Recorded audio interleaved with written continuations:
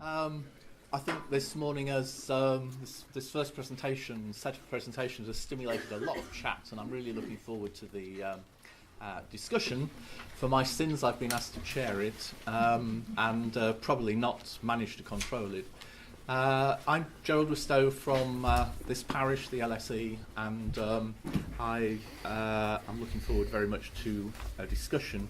I should probably declare an interest, because having spent 6 weeks last year as a guest of Her Majesty's NHS in an acute ward, or several acute wards, there were many stages when A, I didn't feel particularly safe, and B, when I wished I had, having been involved in the work on personal budgets in social care, I very much wished I got the ability to have the money and decide how I would like to be cared for, where and when.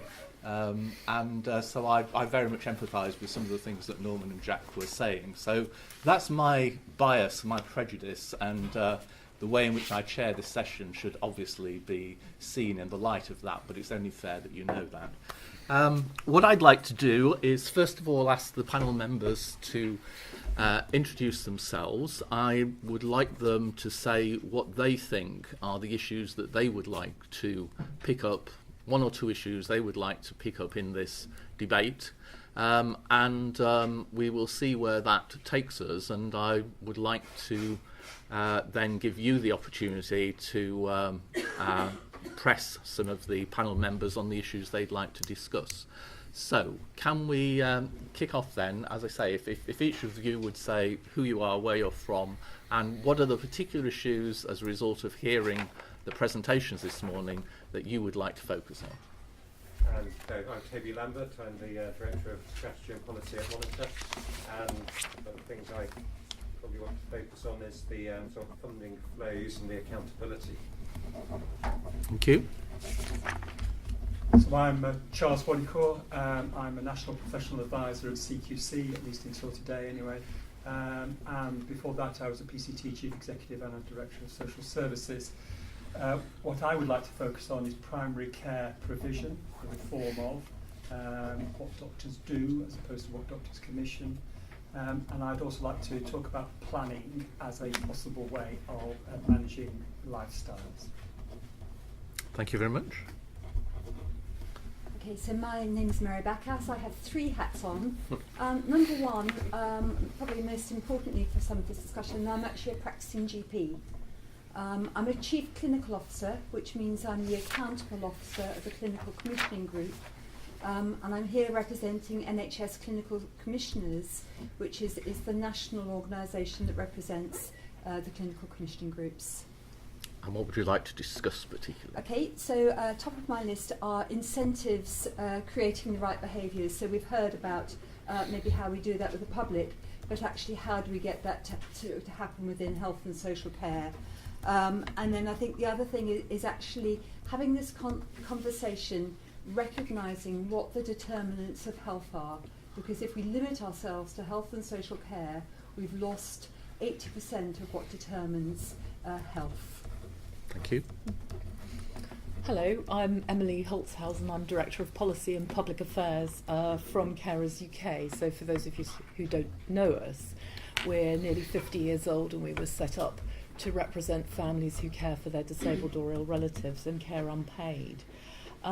I'd like to talk about some of the stats that weren't up there this morning, which are the wider implications, which my dear colleague and one of our members, Margaret Dangor, knows only too well, about the impacts on family. And I will say a little bit about our position, our organisational position on funding generally, but also finally about integration and how that feels from the very personal perspective of family and the people that they care for. Thank you. Thank you, Emily. Hello, I'm David Pearson. I'm President of the Association of Directors of Adult Social Services, and I'm Corporate Director of Adult Social Care, Health and Public Protection for Nottinghamshire County Council, and until very recently was a board member, previously a board chair of a clinical commissioning group, and I did a master's research degree in integrating health and social care 10 years ago before it was popular. And the three things I want to touch upon is a bit more about the money, the Care Act, which actually is a bit of a game changer and hasn't really been touched upon this morning, and the model, the vision and model of integrated care that we should be promoting and galvanising around. Thank you. Hi, I'm Rob Webster, Chief Executive of the NHS Confederation. I've been doing that for 3 or 4 months. Prior to that I was a Trust Chief Executive, before that was PCT Chief Executive, and I was also a senior official working with people like Norman in the Department of Health. I'd like to focus on all the things everyone's talked about, but a couple of other things as well. Norman said that nobody wants to talk about Kevin, no one wants to talk about the money, no one wants to talk about the changes that we need to make. Well, we do, and we've been working with Royal Colleges, National Voices and others, Local Government Association, to say, look, the case for change is unarguable. It's unarguable, it's coming, and it either comes in a planful way or in a way which is driven by crisis. So I think I'd like to talk about 2 things really. The first is, how do we make sure the political environment's right so that we can make the changes in a planful way rather than in a crisis-driven way? And secondly, how do we really shift towards co-production and supported self-care? Because for me that's the biggest game changer.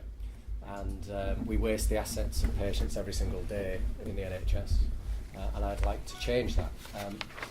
Because fundamentally we need to move away from what we always do, which is restructure the way in which we manage health systems and never restructure the way we deliver them. So I'd like us to restructure the way we deliver healthcare. Thanks very much. Okay, last and certainly least, I'm Tony Hunter. I'm the Chief Executive of the Social Care Institute for Excellence, as previously social worker, Director of Social Services, Local Authority Chief Exec, and so on. I'd like to focus on a couple of things. One of them is what Mary was talking about, which is how we get beyond this specific health and social care axis, critical though it is, into the wider determinants of health based on strong communities and assets as opposed to deficit models. And secondly, kind of exploring how, if we can get the personalisation, horrible word I know, if we can get this sort of personalisation approach right in social care and perhaps health as well, how that can become a model for the future of public service. Thanks David said that he was doing things before they were popular. I saw a Led Zeppelin gig in 1968.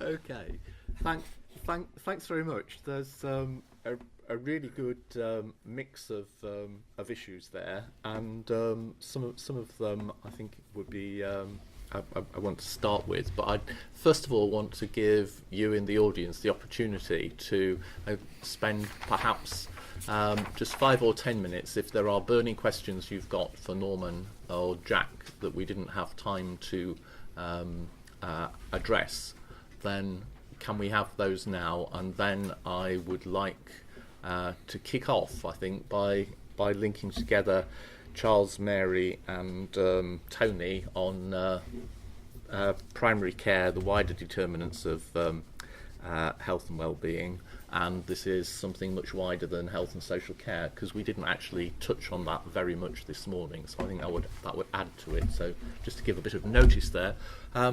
Are there burning questions? Yes, someone at the back. Could you say who you are, please? Jose Parreira from HUK. Apart from the incentives, what sticks have you considered for those who, apart from the carrots, what sticks have you considered for those who do not change their lifestyle or do not attend or engage differently with the GPs and on the rest? Yes, please. I think it's an interesting question. We haven't specifically used sticks in our document. However, I'll tell you a story about a public engagement event that Patricia Hewitt, I and Liam Byrne had before we produced the 2006 application in Birmingham. We had 1,000 people there in Birmingham, and we actually got them to identify the issues that, in groups, the issues that they thought most important. Then at the end of the day, we got them to vote on which was the priority. Now, one of the things that they identified, and from memory, it was around about item 7 or 8, something like that, which is exactly your point. How do we punish people who behave badly in terms of their lifestyle? The interesting thing was that when they came to vote on it, the audience, this is 1,000, it was a pretty good cross-reference, cross-section of people, young, old, I mean the age span was 18 to 85 in the audience, good gender balance, good ethnic balance. When it came to it, there wasn't that much appetite for actually punishment. All the appetite was for incentives rather than punishment. And I think there's a much bigger issue about being tougher about health professionals and organisations that don't respond. One of the problems in the NHS is it is a consequence-free zone for bad behaviour. Nothing very much happens to people who persistently, organisationally behave badly. So, I mean, unlike this, because we don't have a market system, I mean, when I was around, and it's still happening, failing chief executives just get recycled. They get recycled around the system. And so I think I'd be more worried about consequence-free provider side rather than consequence-free consumer side. Could I just say a quick word on that very quickly? I don't think we have an intransigent population. When I look over the last 30 years, I just see amazing changes in individual behaviour. I was on the Independent newspaper when it started in 1986. It was the first newspaper in Britain to have a health page. Now we think health information is everywhere. That's, 30 years ago, no newspaper had a health page. And people want it, they consume it, they change it. They get confusing messages, which makes it difficult. One other point I would say is, we have to think about the problems of levers to help people to improve their health. For example, there is no government that currently knows how to control sugar consumption. This isn't just an NHS question, but it is probably the big health question. How do you control sugar consumption? And what is the lever by which you do that? And it may not sit in the health system, it may sit in the business world, and it may contradict all sorts of issues of letting business get on with itself and consumption get on with itself. I think that's the bigger question. Thank you very much. Question there? Richard Potter, self-employed researcher, but gradually getting older as we do. I was just thinking about my personal budget, if I could ask you about that, the one I'm going to get. Because obviously part of my health and that sort of thing is to do with things I've inherited from my parents, the place where I live, the conditions, my awareness and knowledge, education, accidents happen, and then there's stuff I can do something about. So I wasn't quite sure whether the personal budget would cover all of that or just the things I can do something about. And then the second thing, in terms of, we just had a question about punishment, but my understanding, what I was going to ask is my personal budget, if I don't spend it all, can I pass some of it on to my children? Or is it transferable? Because, I mean, if something happens, could my children, if I ask them nicely, pass it on to me? Is it transferable? I personally think it's not transferable. I mean, you get your personal budget where you have been identified. You have either self-identified and presented yourself to the system in some way or another. I mean, we do have this small problem of public accountability for public money, which and a place called Parliament, which actually has requirements around this, which have to be met. So this is not the Warner free gift voucher for £150 or whatever scheme I'm talking about. It's what it is saying, well, you present to Mary, she's your GP, she identifies you as having a couple of comorbidities, some chronic conditions. For example, you have a debate about your lifestyle under Jack's membership scheme, and we then agree what the course of action for you is. But instead of, but she then decides you're a reasonably responsible person, you've agreed what the plan is, and you then say how you would like to get your plan. So she says, Well, we at the moment, she can't give you a voucher. I would like to see her give you a voucher, or a credit card or something. And you then report back to Mary after your, let's say, 6 months or your year of care or whatever. That's all to be defined. And you then, she keeps an eye on you, and every so often she checks up on you a little bit, and you come and see her if things are going well or badly. But you decide what's going to happen to you with your credit card. I'm simplifying, but that's where, and it is not your money in the sense that we've given you a bequest. It is the NHS's money, the taxpayers' money, that has been given to you because we think you are going to do a better job of tackling your health needs than the bureaucracy that currently surrounds the system. So, and you are a powerful player because there are going to be a lot of service providers who are not going to be able to get any income for their services unless you consume their services with your credit card. Okay, thank you. There's, I'm going to take 2 more. Yes, one there, please. Thank you. When we look at NHS personal budgets, are they going to be rationed by eligibility criteria? Because in fact within social care there's a diminishing number of people who are eligible for personal budgets. My husband has actually been assessed for a personal budget because he happens to go to a day centre run by a local authority, so he had to go through assessment. Of course I pay the personal budget amount that they've assessed he would get if we were eligible.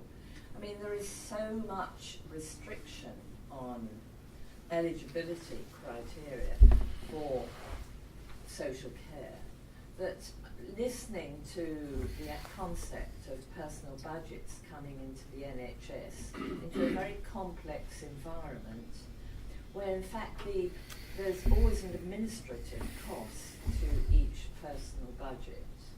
And that is a very big issue in local authorities. So you're going to be bringing in a very complex environment into the health service. And I'm just wondering, my great question is, if we go down the route of, as you suggest, the model you suggest, will that be manageable because of all the management issues of managing the model that you're going to be bringing in, because you're really taking the budget down to smaller and smaller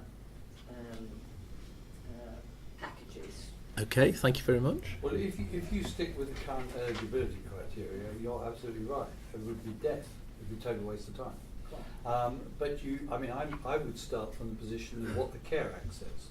And the Care Act gives the local authority duty to promote the health and well-being of people. So you'd have to be doing personal budgets within a concept of integration. I think it's a waste of time doing personal budgets, which is only health budgets. Totally waste of time. And you would start, in all probability, there wouldn't suddenly be a classic public sector change. 1st of April 2017, everyone will have personal budgets. That's not the way you do it. What you would do is actually try to take a group of people in society who are unkindly, in my view, unkindly called frequent flyers. Some people who are going to consume a lot of resources, and start with them, or people who are potential frequent flyers. So you start with a defined group of people, and you possibly start in particular parts of the country. So you don't suddenly go national for everyone who's in the health care system. But you actually have to have criteria for it, which A, makes sense in likely to deliver benefits, and B, fit within the legislative framework and the public accountability requirements that you have. So the kiss of death is to let the Department of Health, civil servants and the Treasury set a load of rules about how you do this. And you've got to this is why you've got to break this, why we're arguing for breaking this command and control system. Because if you do not break that, you need to have some capacity for a bit of local experimentation and development of the systems as you go along. I mean, you've got to break out.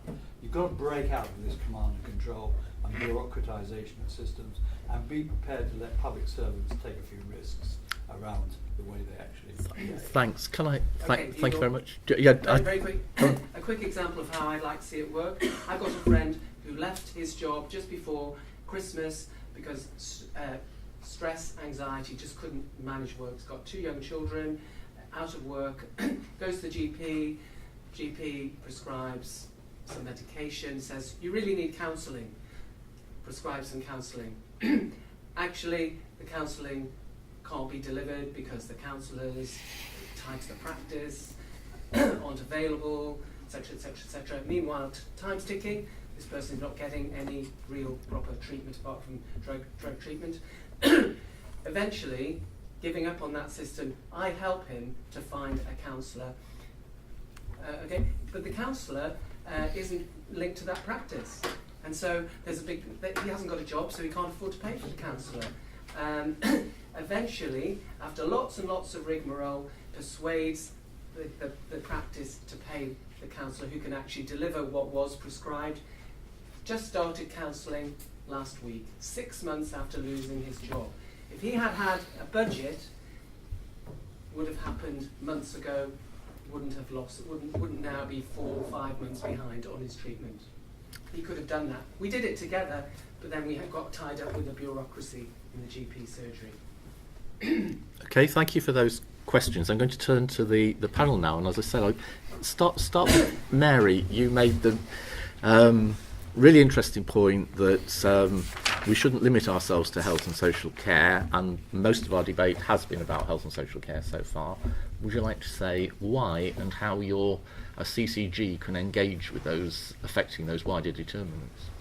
Okay, so there are certain points in my life where I think, wow, this suddenly makes sense. And so as we started our journey as a clinical commissioning group, developing our relationship with local authority in the Health and Wellbeing Board, it was that place of recognising actually potentially around the table we have all the right people to actually do a holistic approach to what our population needs.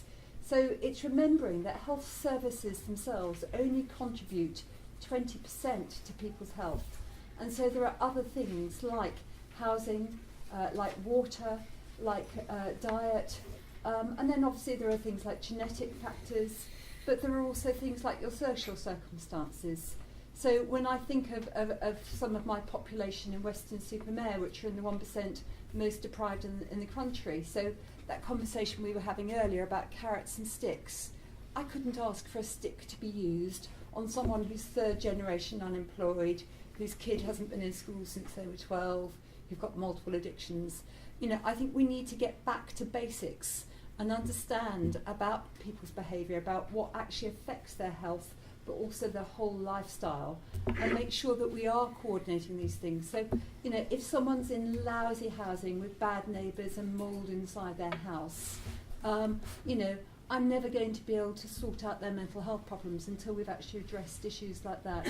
So I think what I'm hoping for is an approach that actually enables the health and local wellbeing boards to recognise the issues they've got through their joint strategic needs assessment and the rest of the assessment of the needs of their population, and then can actually address it with some local autonomy rather than constantly being prescribed national incentives.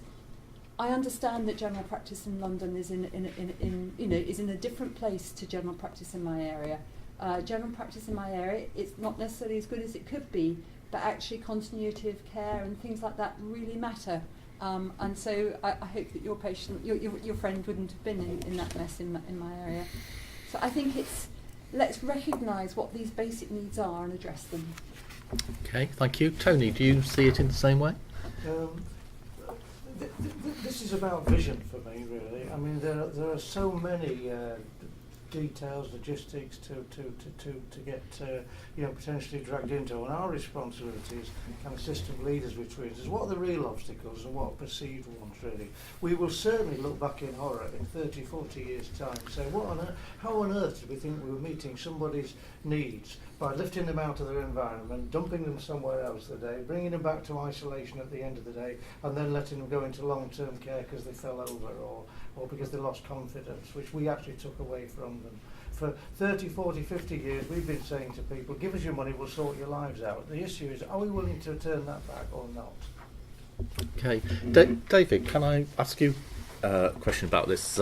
Because the King's Fund has done a couple of surveys of the priorities of health and wellbeing boards, and the second survey it did found that most health and wellbeing boards were focusing on issues about health inequalities, promoting health and wellbeing, and there's a kind of slightly critical note to the report that they weren't really focusing on the crunch, health pressures, systems issues. I mean, I just wondered how far you felt as a practicing member of local government was right to give attention to this kind of agenda, and how feasible it is for local government to get into the prevention agenda alongside a CCG. I think that in relation to health and wellbeing, we've got to remember that they were established last April, not last April just gone, but the one before that. To an agenda of three things: the joint strategic needs assessments, the health and wellbeing strategy, and integrated care. And obviously that also coincides with the introduction of public health back into local government. So I think the first initial phase in the build-up to this and in the introduction of health and wellbeing boards was to focus on joint strategic needs assessment, getting the health and wellbeing strategies up and running, because actually there was quite a national focus on health and wellbeing boards doing just that. And during the pause there was a great deal of consternation about whether health and wellbeing boards should be a part of it. Stephen Dorrell and the Health Select Committee were less than keen. He's now an advocate, I'm pleased to say. So there was that uncertainty. But I think what happened was that in the last summer the Better for Care Fund came along and gave traction to this notion of trying to get, as CCGs were also just being introduced, give traction to this notion that what we're looking at is some of the here and present issues around transforming health and social care. Not to say that public health, in the way that that's been described earlier, and the health determinants issues shouldn't remain strong players in that agenda. There's a danger that we sort of actually put them against each other as if they're somehow mutually exclusive, and they're not. So I think that's crucial. I think there is no alternative, actually, apropos of the previous conversation, to a locally determined approach which has some democratic legitimacy in it, with local members being at the heart of this. I think the vision should be person-centred coordinated care, locally planned, around 100% of the budget, and I think that's what local people tell us. I don't think there is an alternative, and I think that's the system that will work and will bring in those wider organisations. And while I've got the stage, can I just say something about personalisation? Because I do think it has to be based around, person-centred means just exactly that. And I speak as a director who has 100% of the people who could have a personal budget have one in Nottinghamshire. We're the second best performing authority in the country in that, and we have 45% of people who actually have the money directly through a direct payment. There are issues about how to make that system work. It's still relatively new, but I don't see a great swathe of bureaucracy over and above that which previously existed in the administration of social care. And a lot of the issues that you referred to are about eligibility criteria and also who pays for the care. So one of the points you made was, well, we get a personal budget but I pay it. That's about the system. That's what the Barker Commission has been addressing. And the fundamental point about that is that the commissioning landscape is not what David Pearson thinks or his senior commissioners. It's very much about what the people think. My role as a commissioner, as a director, is to provide people with make sure that the market, a sustainable market, provides the services that people choose to have through their personal budget, through their direct payment, at a cost that the public purse could afford. And of course the sting in the tail is the last clause of that sentence. Thank you. Can I say something about Yes, health of and course, wellbeing boards? When I was struck by health and wellbeing boards, we get into this cognitive dissonance where we say, well, it's the health and wellbeing board that is the issue, without realising that it's our health and wellbeing board. Yeah. You know, the CCGs are members. They have a significant part to play. NHS England sit on the board to talk about primary care, talk about specialised commissioning. And it seems to me we need to embrace the fact that a health and wellbeing board is a creature of local government and the NHS. And it's the only place where partnership and strategy can happen around the health and care system.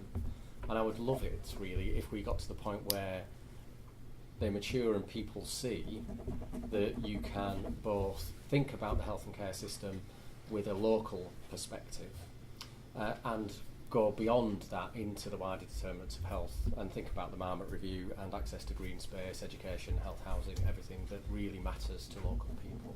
Because I think that's a fundamental part of the agenda, and that's certainly one of the things that we're pushing for. But we've got to get over this idea that it's somebody else's health and wellbeing board, it's ours. Okay. Thank you. I'd like to turn to some issues about money in a moment, since a lot of the panel mentioned it. But just to finish off the discussion for the moment about lifestyles and other wider social determinants, Charles, you said something interesting about you wanted to see how look at the role of planning as a way of helping to deal with lifestyle issues. Yes, well, I mean, in a way, it's an opportunity for health and wellbeing boards to be different, I think. But town planning, if anybody's studied this, if you read the Richard Rogers report of the early 90s, he says a lot of what I think town planning should be about. So it's actually planning for cities. It's about high density, not garden cities. It's about walking distances and cycling. It's not about driving. If you tackle those things, not only do you actually get a healthier population because people manage their weight better, you also tackle depression and anxiety, because walking is one of the things that NICE say it's easy to do and actually makes a difference to people's well-being. But you also support local businesses like GP practices, chemists, shops.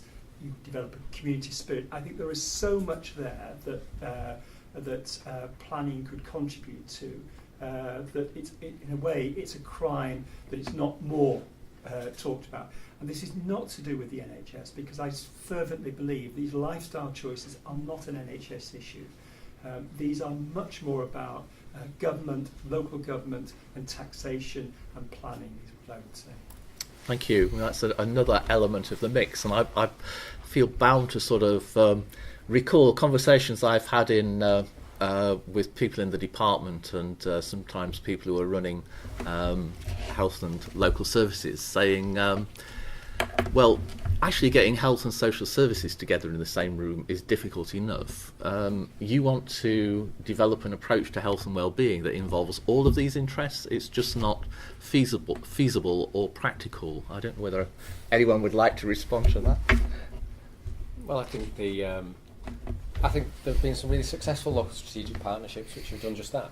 I think if we go back to the common point of agreement we've all got, it does come back to the things that the King's Fund report said. It's about how do we make sure we're tackling health inequalities and making the places where we live great places to live. And I think if you develop that strong narrative, and many places do, because the place agenda is something that we all feel connected to, I think you can get the right interest in the room. I think what you've got to ask yourself then is what questions are they answering and what levers do you use?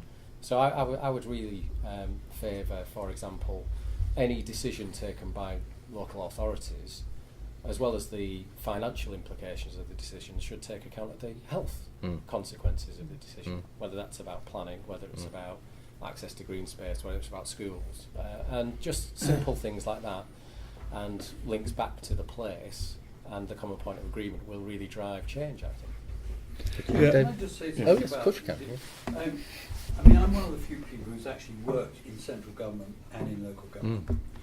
local government are much better at getting people around the table at the local level. And we in this country have casually destroyed a lot of local government's capacity to do this kind of thing because we don't trust them. And I think unless you change that culture, you are missing a series of tricks, which is why we have suggested weighted population-based budgets going down to the local level. I mean, people who are on local councils and their officers have to engage with their local communities in all their interests. The NHS on the whole doesn't have to engage with its local communities in anything like the same way. And unless you change that culture, you won't get the kind of changes that everyone around this table is. Thank you. Could just say something else about that? I mean, obviously, we're as a panel, we're in danger of violently agreeing with each other, which is fantastic. It may be boring for the audience, but I totally agree with Rob's and Norma's point, and Rob's point about it is our health and well-being board is absolutely well made. I think my experience is, as well as the 6 authorities I studied a few years back, was that where people had been clear about the vision and what they were trying to achieve in terms of leadership, and that had been promulgated and shared with the local population who had contributed to it, and that had understood the outcomes that were required as a result, and then aligned resources and activity to deliver it, that's where it had worked well. Where people have focused on structural integration, pooling budgets, they then ask the question of, well, why are we doing this? And they've lost their way in that. Now, I also think that Norman's absolutely right. I think local government is pretty good. There's a very long track record of taking the policy initiatives from a range of government departments over a long period of time and actually making sense of those in a way that actually best makes sense at local level. I'm not saying it's perfect, but we have a long track record of doing just that. And I think it is a huge thing to get everybody around the table. So if I think of Nottinghamshire, we've got 6 clinical commissioning groups, 7 district councils, 3 acute trusts, and a mental health provider. That's why I've got more grey hairs than I did this time last year, trying to get the Better Care Fund plan sorted. But we've also got a myriad of hugely fantastic voluntary organisations and user groups and so on. And I think we have found there are ways of engaging people, not only through the Health and Wellbeing Board, but through the other arrangements around particular topics. And actually, when we see, as a board, the regular reports around the children's plans or around the work that we've done around dementia as a whole system, it's amongst the best that I've seen in my career, not in relation to that galvanising of that effort. And I think what it proves is if you do that bit about clarifying the vision, you do focus on the outcomes, and you pull together your resources, fantastic things can happen at a local level. We've just got to align the incentives and give the permissions, as well as the parameters, the strategic parameters, to make that work. Thank you very much. Can we then move on to some of the issues about finance? And I want to start with Emily, because Emily, you said we had not covered a set of issues on the impact of the funding constraints. Yes, I mean some of the specifics. I feel it's a refreshing debate to have about funding, and we've just renewed that with the Barker Commission actually within our organisation on funding. I just want to say from our perspective, I know that when we ask our members what they think is they want something which is collective, shared and progressive on the whole, and we are a membership organisation. Membership does actually make a difference. Now, we don't have a position on that, but I know having worked in membership, before that I worked for the WI. So, I mean, that, if anything, is very much a membership organisation in all shapes and forms, totally run by its members, so extraordinary. Yeah, I wanted to talk about funding and the statistics, because what Jose Luis Fernandez looked at, and some of your very good colleagues here at the LSE have done as well, in another part of their work, is there's an unwritten story about where that unmet need goes and where that funding goes. And that is the needs that are not met. The rest is soaked up by family. And of course, if you overlay the statistics of families' involvement with care and the number of hours that they care, you will see as the hours of care, or rather the number of individuals supported, goes down, the number of families providing care goes up. Although the overall numbers have remained consistent, what you see is those over 20 hours have gone up significantly, and those over 50 hours even more significantly, far outstripping demographic change and health and disability in the community. So obviously correlation is not always causation, but I would have thought that falling, Yep. There's something fairly robust we can say about that. And what I'm troubled by in sort of more recent comments made by politicians is that families are not doing enough, and that perhaps we should all be doing more to support our relatives. And I think that is massively dodging the issue, because it is not an uncosted issue. Your colleagues here has done, Linda Pickard did some very good work looking at the costs of families of giving up work to care. Those have costs. What families pay to top up that care is really hard to get hold of and measure. If you just look at sort of the inputs of private purchase going into home care, actually the sector doesn't know who's privately purchasing home care. Home care agencies say it's about 20% of the market, but again, we don't really know the black market out there. And it's possible that the more expensive care gets, the more people find their own solutions, if I say quite lightly on that. So I think what we have to do is also look at some of these hidden costs, which people have a tendency to also talk about carers as being other people, and they are, of course, family members and close friends, and that includes probably quite a lot of us in this room. And what we're increasingly understanding actually is the role of individuals as coordinators within the system. The amount of time and effort that individuals, either patients or the families, make in coordinating care is extraordinary. As Jack gave you a fantastic example of that, keeping on top of the appointments, if you think about medication compliance. And when you make analogies with perhaps the professional sector as well, we train nurses to go out and care.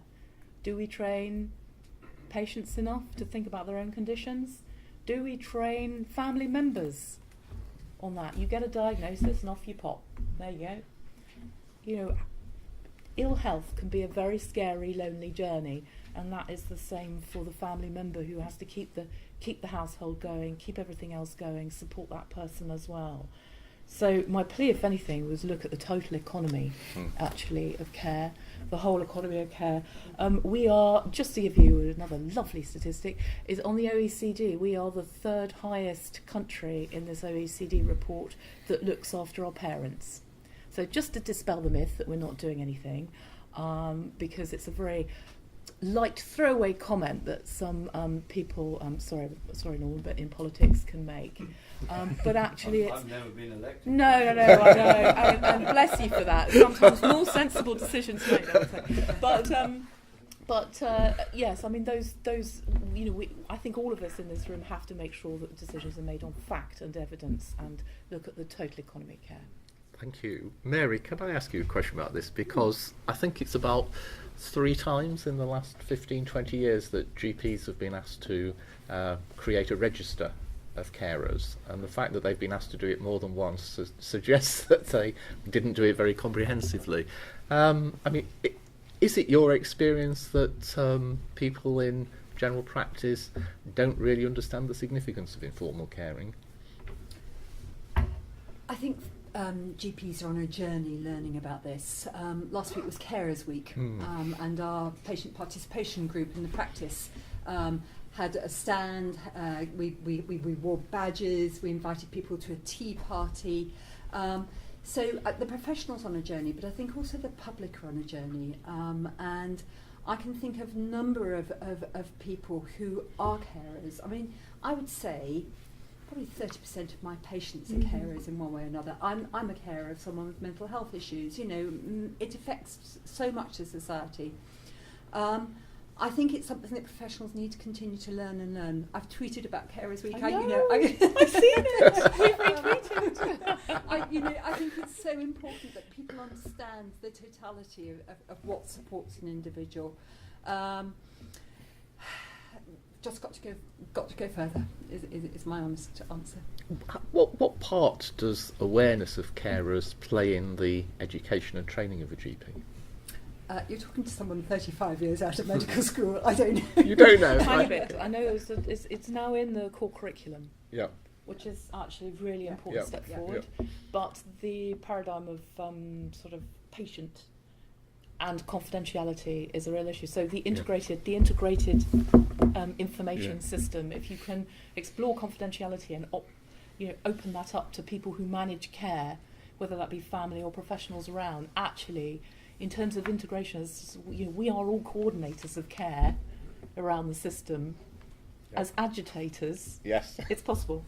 Mary. But I think one of the importances is actually to help people recognise that they are carers and to empower them. And I just, I think of some of the people over the years that I've cared for who have often cared for ageing spouses with dementia, who don't recognise themselves as carers, who don't look after their own health, even when we're trying to do that. So, I think it's a public conversation as well as a professional one.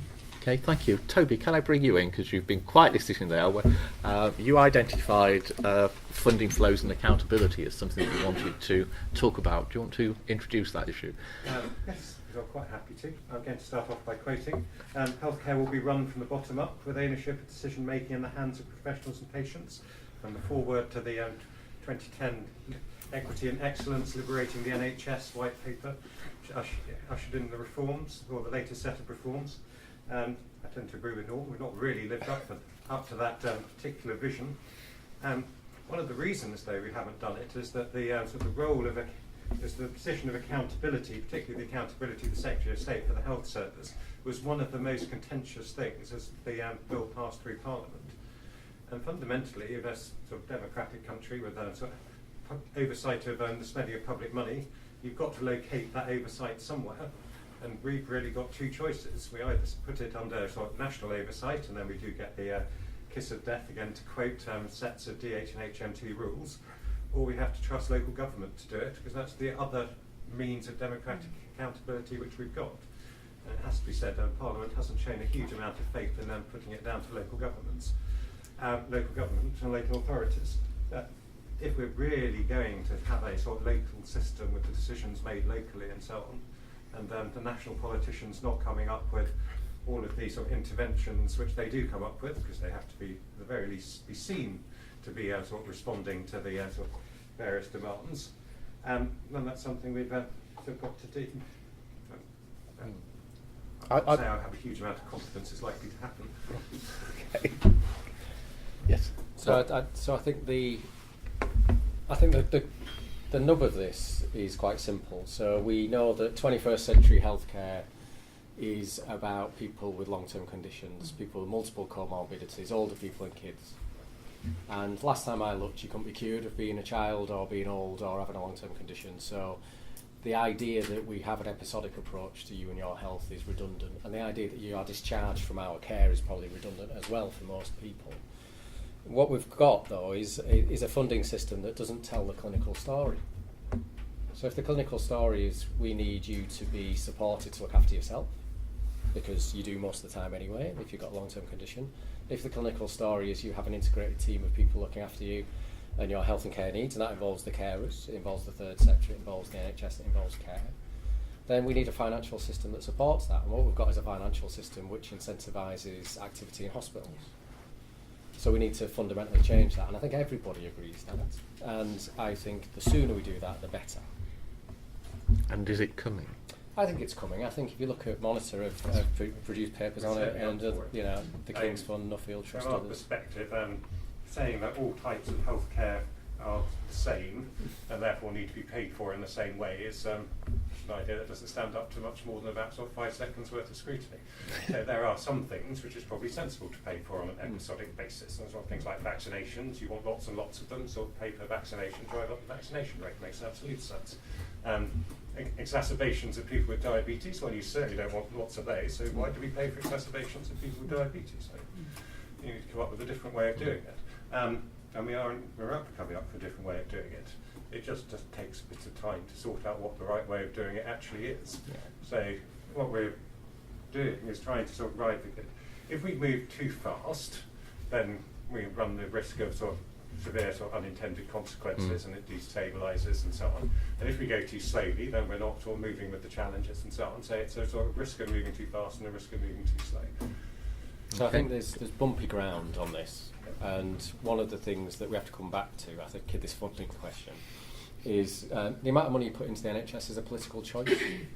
It's not an economic determination, and that political choice has consequences, but we don't talk about it. And I think we're going to have to change the funding system. We're going to have to change the way we deliver care. That's going to be bumpy. It's going to affect some much loved institutions at a local level, and the political noise around that will be substantial. So I think we need to really get into that debate. Everybody wants to add to this. Charles, then. It's a little known fact that hospitals lose money on emergency admissions. So emergency care in hospital is a loss-making exercise. They make the money on hip replacements and knee replacements. And so that if you've got a hospital board who is switched on and understands actually where the costs are, they would be incentivised to actually just stop people coming in through the door. And yet the system as a whole is failing to do that. I mean, the emergency admissions over the last 5 years has risen by 11%. And I think the area that we should be looking at, and the area that the system has not scrutinised, is actually how primary care operates on a daily basis. So at the moment, and I generalise hugely, so forgive me if I'm offending, but at the moment, essentially what happens is a patient thinks they're unwell and they come and see their GP. It's the model that we set up in 1948. And what I would say is that actually you can't afford to do that with elderly people who are predominantly those who end up as emergency admissions. What you've got to have is a much more proactive model of primary care, which spends time with people who are likely to become emergency admissions in the short term. So these are people with COPD, they may also have type 2 diabetes, but they've got heart failure and other long-term conditions which need proper careful management. And we're asking GPs to do this on a 9-minute appointment system, again by and large. I know there are some practices that do vary this, but essentially that's what it is. And at the same time, and this is why I'm not so confident, at the same time, NHS England is putting financial pressures on primary care in a way that's actually going to make the system even less sustainable. So the renegotiation of the contracts and the withdrawal of NPIG, which, I mean, again, I don't need to sort of go into detail about, but essentially it's going to make primary care as a business model less attractive than it is at the moment. So I think there's a lot of work that we should be doing about managing primary care differently. 1 in 4 people who are in emergency admission do not see their GP, 3 out of 4 people do not see their GP 24 hours before they're admitted. But that is something that actually, these are admissions which primary care ought to be and can manage better if we give them the tools and the incentives to do it better. Thank you. Norman. I mean, some very raw politics in all this. I mean, we're right at the heart of this. I mean, the Health and Social Care Act is simply a disaster in the sense that it pretends that the Secretary of State has handed over a lot of responsibility under a mandate to NHS England. The reality is that Jeremy Hunt meets with the top brass of the NHS England every week to check out how the NHS is performing. Now that is not letting go. That is simply not letting go. So we've got that, an act which says one thing, and we've got a set of politicians who do something which is fundamentally different from the act. So until that changes, you have a major, major problem. And everybody working in the NHS knows that's the way it works. So you are not going to get brave, risk-taking decisions in a set of contexts which actually still is in reality, command and control. You then have got another piece of legislation which has come down the track, which actually says local authorities are responsible for promoting well-being of people in their area, without the resources to go with carrying out that responsibility. So we've got Parliament passing pieces of legislation which bear little reality to actually what is actually happening on the ground and is likely to go happen on the ground. So unless you change that, which is why we have said you can't change all of it overnight, but a deal has to be brokered. And the battleground is over the specialist services in acute hospitals. Somewhere, which is why we have said that let's keep the bit which the politicians can say is their central control, which is the money around the allocation to specialist hospitals, because that's where you get, if you don't actually protect that, you get the medical royal colleges on the march. That's in practice what you get. You get the high-powered doctors saying, you are stopping Mrs. Joan having this laser surgery which would have saved her life. So the specialist services, which are the ones which are at the cutting edge of science a lot of the time, actually do not lend themselves to allocating all the money out to the local populations. And a deal somehow has to be brokered with the elected political class to go down the path which we've said, which is give or take somewhere in the region of £30 billion worth of the budget for specialist commissioning. And CCGs, with due respect to Mary, are never going to be able to be the commissioners of those services. It's never going to happen. So somewhere in all this, you've got to do that. And secondly, you've really got to do something about primary care. The primary care model is bust in most of the cities. And you can't keep propping, MPIG was a propping up mechanism. The truth of the matter is that Labour was so successful with A&E performance that large numbers of people in the cities turned up in the A&E department, because actually it was a rational decision to do that rather than to go to their GPs. So it's no good exhorting people to go to their GPs if the service in the city is not available to them and there's an A&E department down the road providing a crackingly good service, because that's where they'll still go. So those are the raw politics issues which the next Parliament is going to have to engage with. Thank you. Tony, did you want to comment? Yeah, okay. Can I just first of all say I totally agree with the comments that have been made around primary care and the system, and I think what that serves to emphasise is the need for not only local planning and determination, but also we've got a tanker to turn around, and usually when you are needing to make a transition of this order of magnitude, you have some sort of transformation fund to make it work, and I think that is why we find ourselves partly in a difficult situation. I wanted to slightly change tack, and forgive me for being a bit parochial, just focusing on the social care financial issues, but come back then to the integration issue. So we've had the Barker Commission, the Nuffield Trust, the Adult Social ADASS Budget Survey, which has talked about 20% reductions, 2.68 billion over a period of 3 years. This is not just a financial issue about how broke the nation is, because actually as a proportion of public expenditure, adult social care funding has gone down from 2% to just under 1.8% by my calculation. So our value of it as a nation, as we are introducing a Care Act, that I think is a fantastic piece of legislation, principles of health and well-being, lots of inclusivity. It's something I've been waiting for about 30 years to come along. So that's great, and I'm very enthusiastic about it. But that is the reality of the position that we are in. As the National Audit Office said, who aren't prone to hyperbole, said, pressures on the care system are increasing. Providing adequate social care poses a significant public service challenge, and there are no easy answers. The need for care is rising while public spending is falling, and there is unmet need. Summary. So the question then is, what have we done everything we can to make the public purse stretch, both in social care and across health and social care? And what is left in terms of the things that we need to do that are creative and innovative, but also in terms of integration.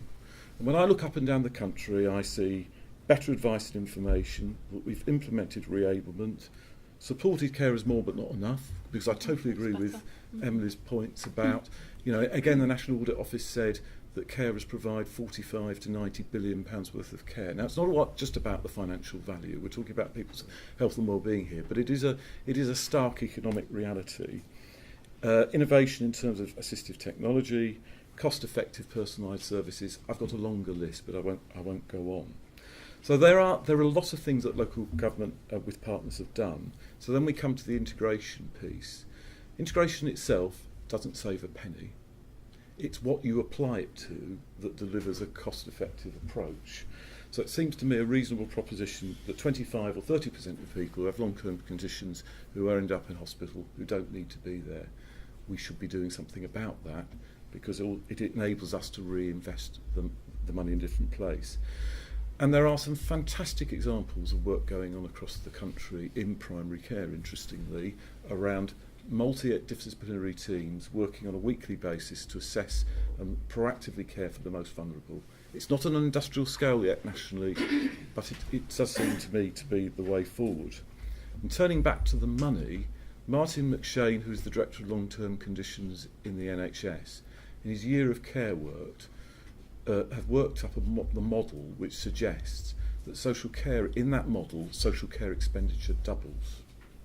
If you put that in the context of the position I described at the beginning and that Norman brilliantly described and Louise brilliantly described earlier on, then it really does make absolute sense for us to say we cannot use the public purse in silos at a local level anymore. We have to address this imperative in order to make money. Even then, I don't think it's enough.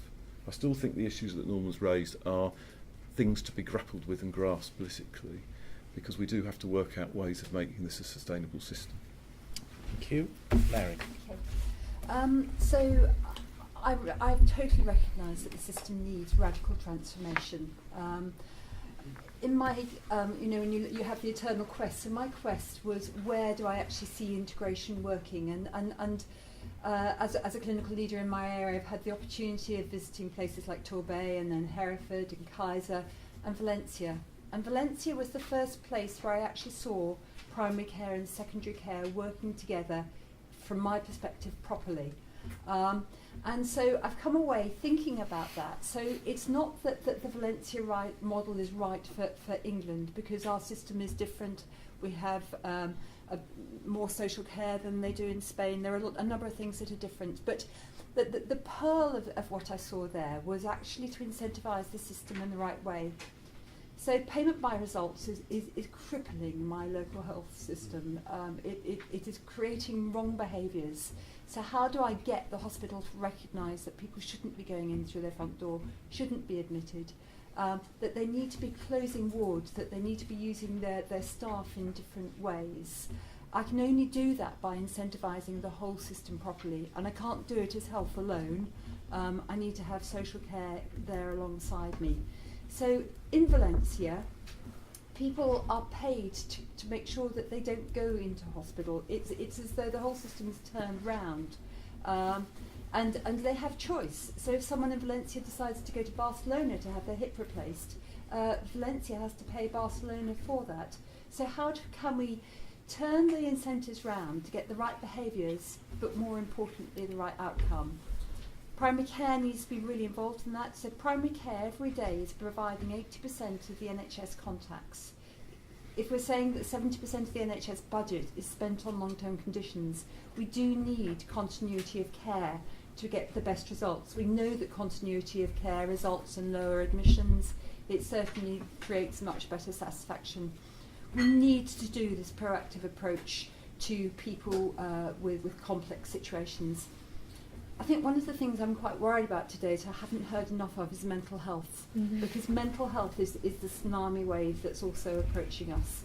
And we need to be integrating mental health issues alongside all these other issues. Last and most important, in my opinion, is actually the conversation we're having with the public. So when I talk about changing the model of my local community hospital, or changing the model of my local district general hospital, of maybe changing an accident and emergency department to an urgent care department, immediately people are out on the streets. So we need to have realism in our conversations with the public. Thank you. A last word to Charles. Well, I was just going to say that, I agree with an awful lot of what Mary said, and that we notice the subtle difference here, that the integration is actually with social the acute secondary care sector and primary care. But I think that can be done overnight by NHS by NHS England, talking with the commissioners of primary care about incentivising primary care to actually have a risk-sharing arrangement around the number of people who are admitted to hospital in an elective admission. £12 billion a year is spent on elective admissions. 60% of all admissions into hospital. If there was a fraction of that risk sharing, which went into practices and into GPs' pockets, I would suggest as well, which is perhaps a difficult political issue, you would see a change. But you don't want to, you don't want a massive plan on this. I think you just incentivise GPs. They are clever individuals, they are small businesses by and large, and they are incentivised by this sort of behaviour. I think there is a possibility here of actually doing something quite quickly on a small scale, but would make a real difference to both hospital budgets and to social care, because actually the money that would be saved for practices would, I think, end up in social care. Okay. Thank you very much. That's been a really rich morning, I think, and very grateful to all of the panel members and to our main speakers as well for their contributions. There's an opportunity for you to, as the audience, to have share in the debate later on this afternoon, which is why I didn't bring you in now. I wanted to take best advantage of having such a good panel of speakers here. So I hope very much that lunch is outside. So do we. I am reminded that I used to run some workshops on joint planning with a colleague, and the colleague's approach to it was to get people to come up with the 10 ways of making sure that joint planning wouldn't work, and the top one was to book a room and refreshments, but not enough refreshments for all the people in the room. I do hope the LSE hasn't let us down on that score today. So anyway, would you please thank everybody from this morning.